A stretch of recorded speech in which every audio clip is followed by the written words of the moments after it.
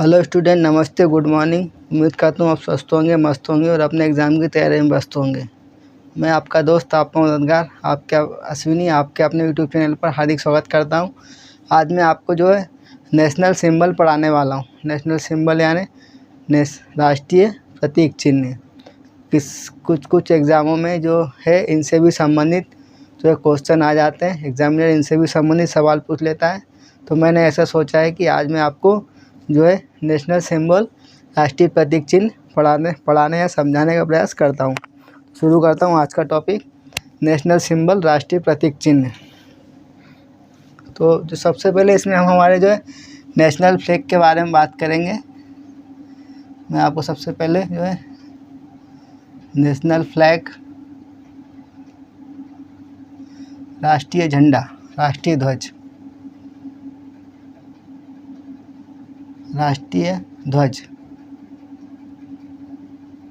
राष्ट्रीय ध्वज के बारे में समझाने का प्रयास करता हूँ।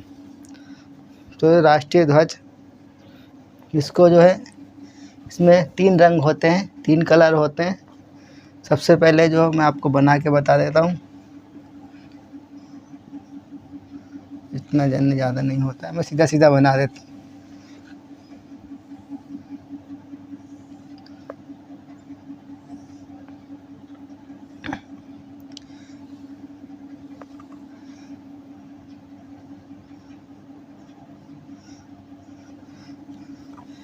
सबसे ऊपर जो है केसरिया रंग होता है, मैं लिख दे रहा हूँ केसरिया रंग। पहले में केसरिया हो गया। बीच वाला जो ऐसे ही सफ़ेद रहता है, नीचे वाला जो है हरा होता है, हरा ग्रीन है ना। और सफ़ेद में जो है एक चक्र बना होता है ऐसे, इसमें जो है ऐसे जो है तिलियाँ बनी होती है। इसमें जो 24 तिलियाँ होती है, तो मैं यहाँ लिख दे रहा हूँ 24 जो है तिलियाँ होती है ना। 24 तिलियाँ होती हैं।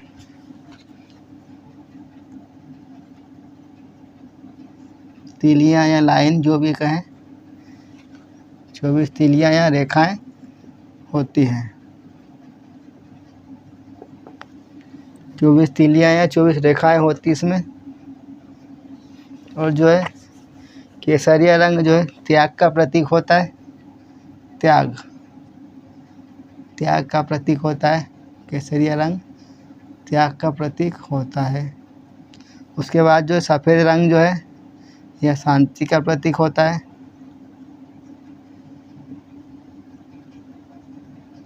सफ़ेद रंग जो है शांति का प्रतीक होता है।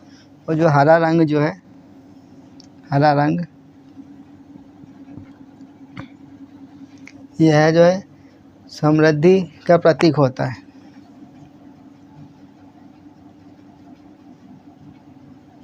समृद्धि है ना, उर्वरकता। समृद्धि यानी उर्वरकता जो है उसका प्रतीक होता है।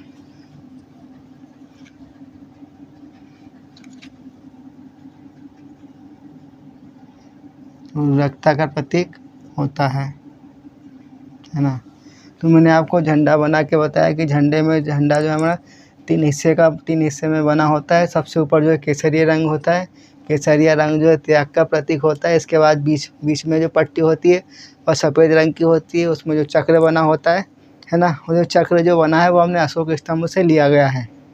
चक्र बना है, बीच में जो चक्र बना होता है जो हमने अशोक स्तंभ से लिया गया है। इसमें जो 24 तिलियाँ बनी हुई होती है, और सबसे नीचे जो है हरे रंग की पट्टी होती है।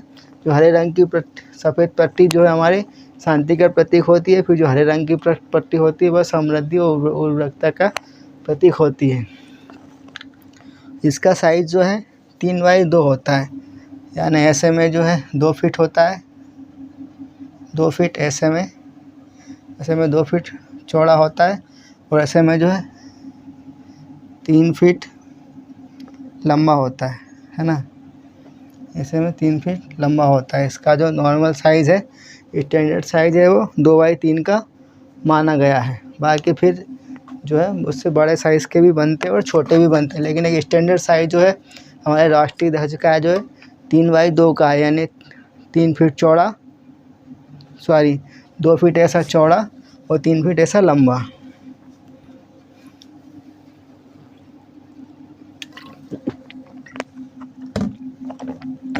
इसके बाद अगर पूछा जाए कि जो हमारा झंडा जो है किसके द्वारा बनाया गया था, तो अगर आप में से कोई जानता है तो कमेंट करके बताएं, मैं अब इसको मिटा देता हूँ कि जो है हमारा झंडा किसके द्वारा बनाया गया था, किसने बनाया था। तो आप कमेंट करके बताएं अगर आप में से कोई जानता है तो।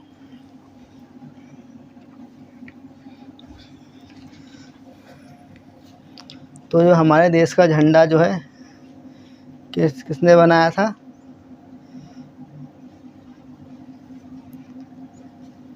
पिंगली वेंकैया नायडू ने बनाया था। पिंगली वेंकैया नायडू जी द्वारा बनाया गया था। पिंगली वेंकैया नायडू द्वारा बनाया गया था। पिंगली नायडू द्वारा बनाया गया था। पिंगली नायडू द्वारा बनाया गया था। इसके बाद जो है इसको जो है 22 जुलाई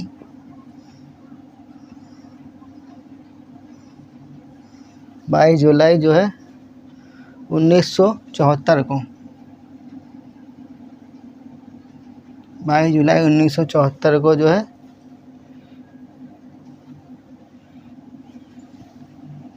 22 जुलाई 1974 को जो है राष्ट्रीय ध्वज मान लिया गया था, है ना। राष्ट्रीय ध्वज के रूप में अपना लिया गया था। इसी को जो है तिरंगा भी कहते हैं। तिरंगा, हमारे राष्ट्रीय ध्वज को हम प्यार से तिरंगा भी कहते हैं। तिरंगा भी कहते हैं। तिरंगा भी कहते हैं। और यह जो पिंगली नायडू जी द्वारा बनाया गया था।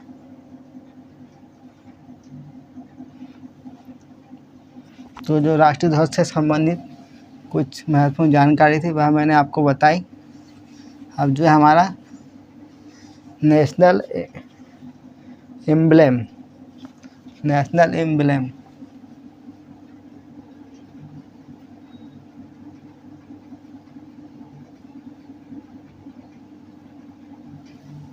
नेशनल एम्ब्लेम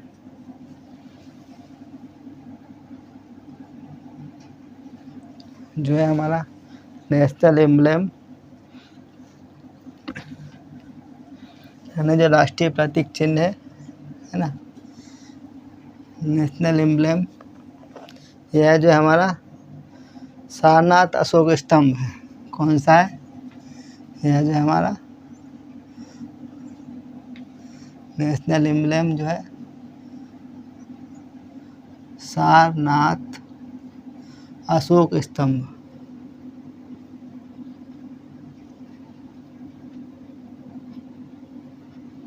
यहाँ जो है सारनाथ अशोक स्तंभ है।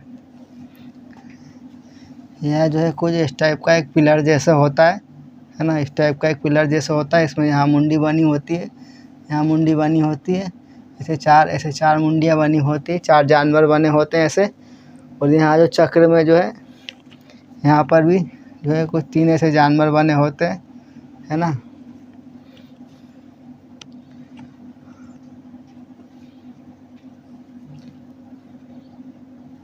ऐसे इस टाइप का बना होता है। तो 4 शेर तो ऊपर बने होते हैं, और जो 4 शेर बने होते हैं यहाँ 4 शेर बने होते हैं, ऊपर 4 शेर होते हैं। नीचे जो है एक जो है घोड़ा होता है ना, एक हाथी होता है,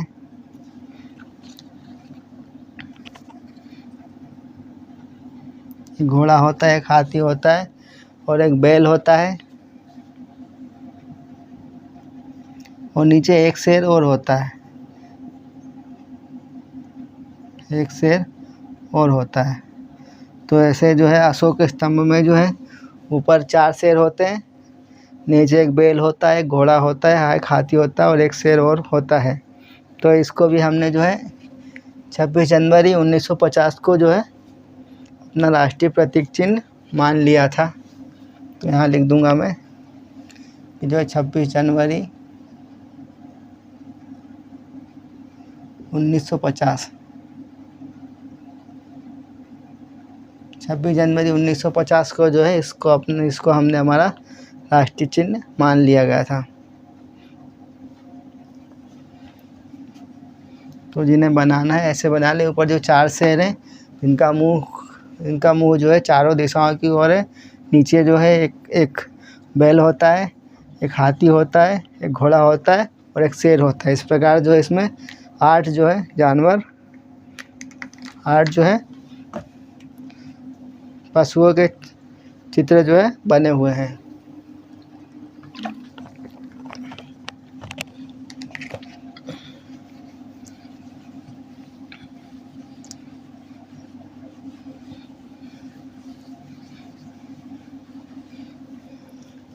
इसके बाद जो है राष्ट्रीय वाक्य।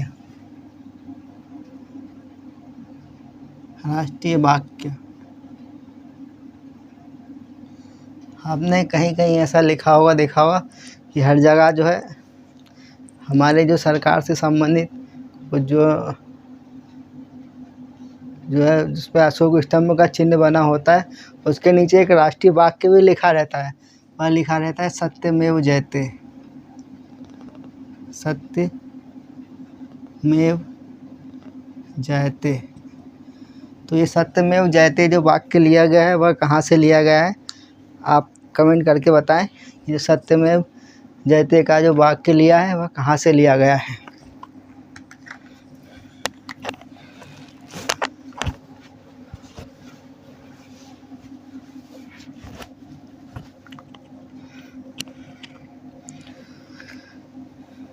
बताइए कमेंट करके बताइए कि सत्यमेव जयते जो वाक्य लिया है वो कहाँ से लिया है। तो यह जो है मुंडकोपनिषद से लिया है।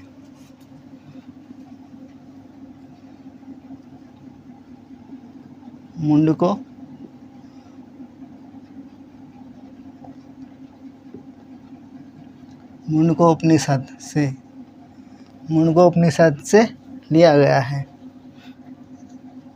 कहाँ से लिया गया? मुंडकोपनिषद से लिया गया है।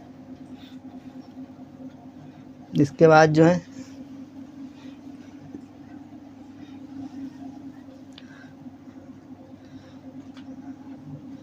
राष्ट्रीय गीत।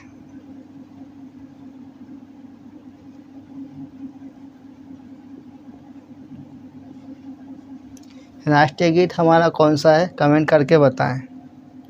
राष्ट्रीय गीत कौन सा है हमारा, कमेंट करके बताएं। बताइए, थोड़ा समय देता हूं मैं आपको कि राष्ट्रीय गीत जो है हमारा कौन सा है, कमेंट करके बताएं।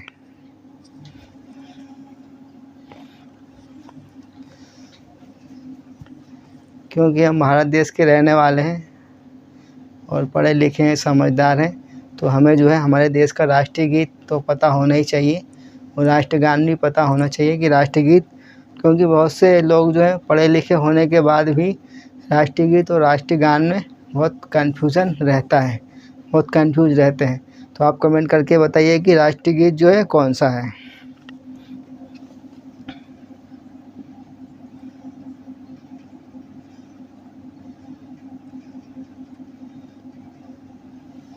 वंदे मातरम जो है वो हमारा राष्ट्रीय गीत है। वंदे मातरम सुजलाम सुफलाम मलयज शीतलाम सत्य श्यामलाम मातरम, ऐसा है ना। ऐसा जो एक बचपन में सभी ने जो अपने स्कूलों में जब प्रार्थना होती थी तो उसमें ये वाला गीत सभी ने गाया होगा। हो सकता है कुछ लोग भूल गए होंगे और जो भूल गए हैं उन्हें आज के बाद याद रहेगा कि हमारा राष्ट्रीय गीत जो है वंदे मातरम है। तो वंदे मातरम जो गीत है तो हमने इसको कहाँ से लिया है, अगर कोई जानता है तो कमेंट करके बता दें, बहुत अच्छा रहेगा। कि जो है वंदे मातरम हमने जो है आनंद मठ से लिया है। आनंद मठ नाम की एक किताब है, उससे लिया है। आनंद मठ है ना, आनंद मठ से लिया। आनंद मठ नाम की एक किताब है। यह किताब किसने लिखी थी? यह जो है बंकिम चंद्र चटर्जी ने लिखी थी। यह किताब जो है बंकिम बंकिम चंद्र चटर्जी। जो बंकिम चंद्र चटर्जी हैं, उन्होंने जो है आनंद मठ में जो है गाना दिया था, वंदे मातरम, है ना, ये वाला गाना। तो इसी को जो है हमने हमारा राष्ट्रीय गीत बना लिया था। तो इसको जो है 24 जनवरी 1950 को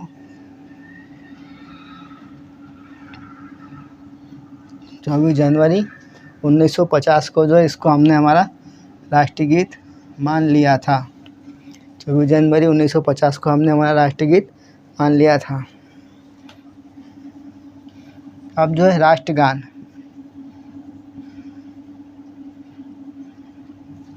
राष्ट्रगान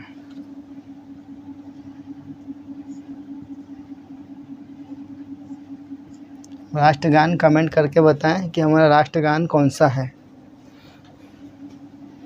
जो बचपन में स्कूलों में सभी लोगों ने गाया होगा।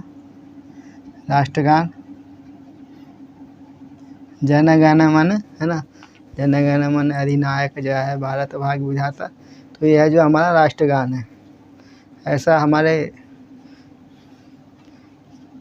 जो है देश है उसमें नियम है कि जब भी राष्ट्रगान बजता है तो जो भी समझदार या जिम्मेदार नागरिक हैं, जो समझते हैं कि जब राष्ट्रगान बजता है तो हमें सावधान की स्थिति में खड़े होकर जो है हमारे राष्ट्रगान का जो है सम्मान करना चाहिए।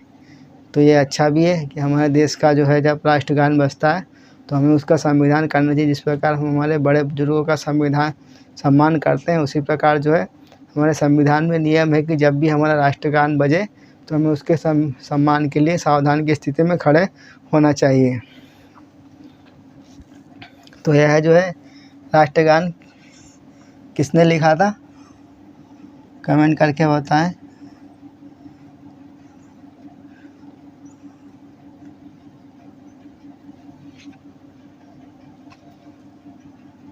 किसने लिखा था हमारा राष्ट्रगान? रविन्द्रनाथ टैगोर, है ना, श्री रविन्द्रनाथ टैगोर ने लिखा था। श्री रविन्द्रनाथ टैगोर ने लिखा था राष्ट्रगान। जो राष्ट्रगान है इसको गाने में जो है कम से कम 52 सेकंड में गाया जा सकता है, कम से कम। ये इसकी एक खासियत है। ऐसा एक इससे संबंधित महत्वपूर्ण तथ्य है कि जो इसको गाने में, राष्ट्रगान को गाने में, राष्ट्रगान को जो है राष्ट्रगान को गाने में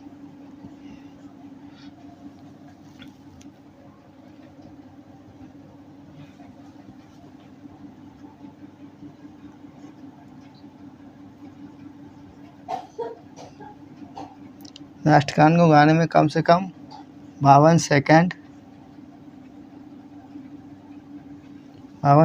का समय लगता है।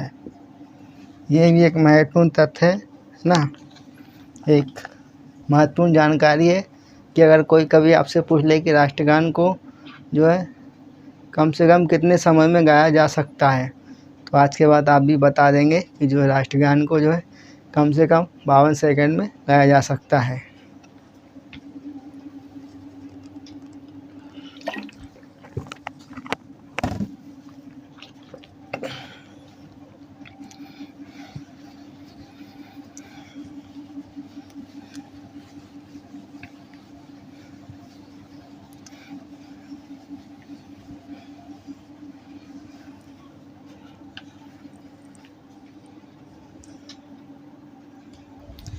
इसके बाद जो है राष्ट्रीय पशु कौन सा है हमारा?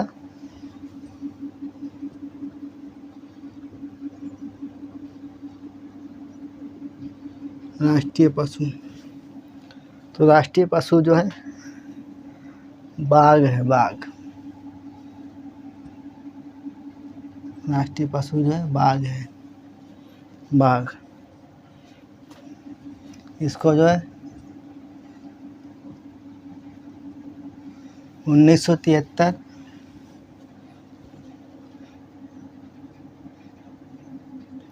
राष्ट्रीय पशु जो है हमारा बाघ था।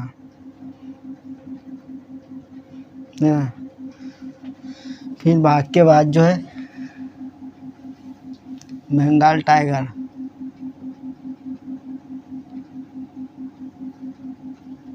बंगाल का टाइगर जो है वह बन गया, है ना। पहले बाघ था,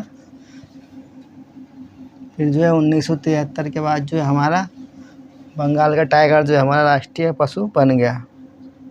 उसके बाद जो है राष्ट्रीय पक्षी, हमारा राष्ट्रीय पक्षी कौन सा है?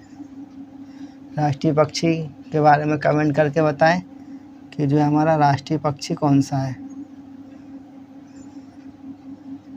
राष्ट्रीय पक्षी, नेशनल बर्ड, तो जो हमारा राष्ट्रीय पक्षी कौन सा है? मयूर, मोर, मयूर, है ना। राष्ट्रीय पक्षी जो है कौन सा है? मयूर, मोर, मोर जो है हमारा राष्ट्रीय पक्षी है। इसको जो है 26 जनवरी 1963 से माना गया है। कब से माना गया है? 26 जनवरी 1963। क्योंकि देखिए कभी कभी जो एग्जामिनर जब सवाल बनाता है तो उसे पता है कि राष्ट्रीय पक्षी, राष्ट्रीय पशु ये तो सभी जानते हैं, लेकिन इन्हें कितनी तारीख से, कौन सी तारीख से इन्हें माना गया है कि यह जो है हमारा राष्ट्रीय पशु है, राष्ट्रीय पक्षी है। तो इसलिए तो ये कुछ महत्वपूर्ण है, इनकी तारीखें भी मैं आपको बताऊंगा, तो ये भी आप नोट करें क्योंकि ये महत्वपूर्ण, बहुत ही महत्वपूर्ण जानकारी है। क्योंकि एग्ज़ाम में आए ना आए, वैसे तो आते ही हैं, पूछे जाते हैं इनसे संबंधित सवाल, फिर भी हम एक भारत देश के नागरिक होने के नाते हमें ये सब चीज़ें पता होनी चाहिए और हमारी आने वाली पीढ़ी को भी बताना चाहिए, इसलिए हमें पता होना ज़रूरी है। तो इसको जो है 26 जनवरी 1963 को जो है इसको हमारा राष्ट्रीय पक्षी माना गया था। उसके बाद जो राष्ट्रीय पुष्प, राष्ट्रीय पुष्प या फूल, राष्ट्रीय फूल, तो हमारा राष्ट्रीय फूल कौन सा है? तो यह जो है कमल। राष्ट्रीय पक्षी कौन, राष्ट्रीय फूल कौन सा है? राष्ट्रीय पुष्प तो है कमल, लोटस। तो इसको कब माना गया था? इसको भी 26 जनवरी 1950 को।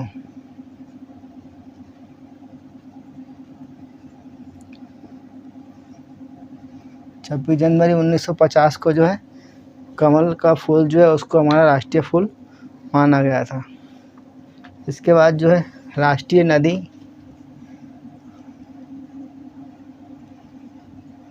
राष्ट्रीय नदी, हमारे देश की राष्ट्रीय नदी कौन सी है? आप में से जो भी जानते हैं वो कमेंट करके बताएं कि राष्ट्रीय नदी कौन सी है।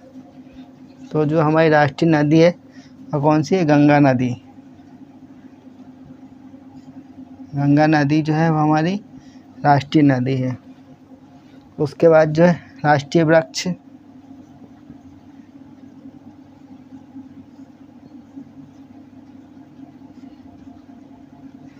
देखिए आज का लेक्चर बहुत ही खास है, आज की क्लास बहुत ही महत्वपूर्ण है क्योंकि आपने हमारे राष्ट्र से संबंधित जो भी महत्वपूर्ण प्रतीक है वह इसमें मैंने आपको आज कवर कराने का प्रयास किया है। तो इसलिए ध्यान लगाए रहें और जो क्लास में एंड तक बने रहें, और जो नहीं देख पाते वो क्लास को दोबारा देखें और इन प्रतीक चिन्हों के बारे में सीखने का प्रयास करें और इन्हें याद रखने का प्रयास करें। तो हमारा राष्ट्रीय वृक्ष जो है कौन सा है? बरगद। जो बरगद का पेड़ है वह हमारा जो है राष्ट्रीय वृक्ष है।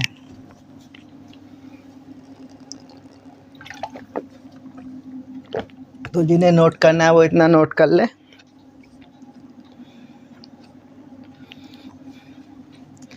मैंने आपको बताया कि जो हमारा राष्ट्रीय पशु है पहले बाघ था, फिर जो है 1973 के बाद जो है बंगाल टाइगर को बना दिया गया क्योंकि हमारे देश में जो है टाइगरों की संख्या बहुत कम हो रही थी, इसलिए उन्हें बचाने के लिए जो है उसको जो है हमारा राष्ट्रीय एनिमल, राष्ट्रीय पशु बना दिया गया। उसके बाद जो मैंने आपको राष्ट्रीय पक्षी के बारे में बताया कि जो है हमारा राष्ट्रीय पक्षी जो है मोर है, उसको जो है 26 जनवरी 1963 से हमारा जो है राष्ट्रीय पक्षी माना गया। उसके बाद मैंने आपको राष्ट्रीय फूल के बारे में बताया कि जो है हमारे देश का राष्ट्रीय फूल, राष्ट्रीय पुष्प है वह जो है कमल है।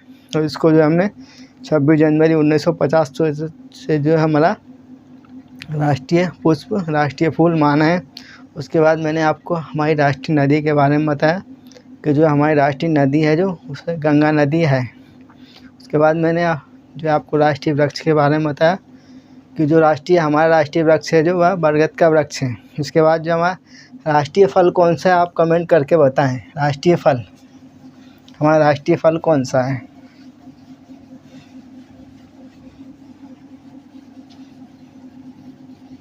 राष्ट्रीय फल कौन सा है हमारा, कमेंट करके बताएं।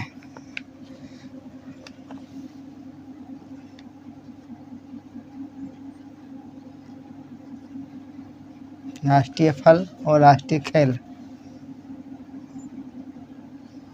राष्ट्रीय फल और राष्ट्रीय खेल आप लोग कमेंट करके बताएं। खेल,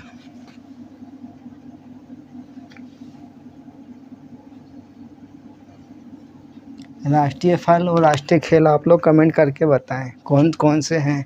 हमारा राष्ट्रीय फल जो कौन सा है और राष्ट्रीय खेल कौन सा आप कमेंट करके बताएं। मैं आपको थोड़ा समय दूंगा, कमेंट करके बताइए कि जो हमारा राष्ट्रीय फल कौन सा है और राष्ट्रीय खेल कौन सा है।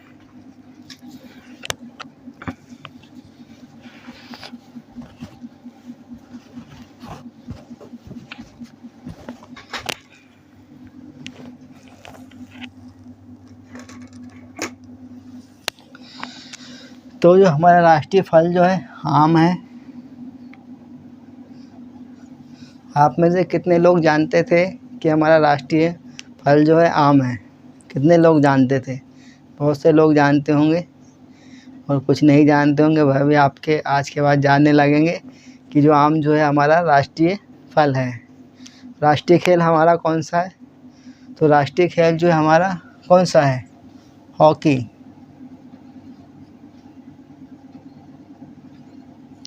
हॉकी जो है हमारा राष्ट्रीय खेल है।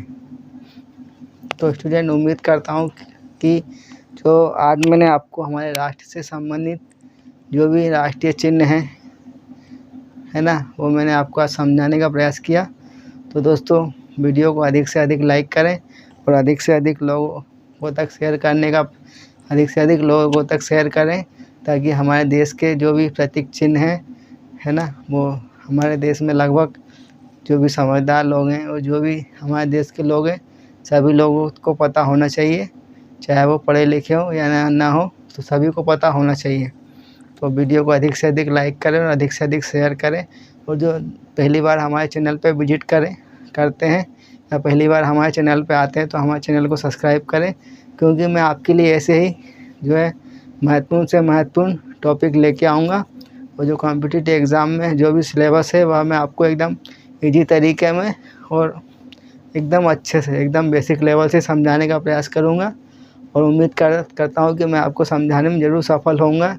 बस आप लोग थोड़ी इतनी मेहनत करें कि वीडियो में जब जो भी वीडियो देखें शुरू से देखें, है ना। और जिन वीडियो के एक से अधिक भाग हैं तो ऐसी कोशिश करें कि पहले 1 नंबर भाग देखें, फिर 2 नंबर भाग देखें, फिर जो भी है आगे के भाग है वो देखते रहें। तो आपको जो भी मैंने समझाया है बहुत अच्छे से समझ में आएगा। और मैं ऐसे प्रयास है कि जो आपका सिलेबस है उसको मैं एकदम आपको आसान करके समझाने का प्रयास रहता है हमेशा।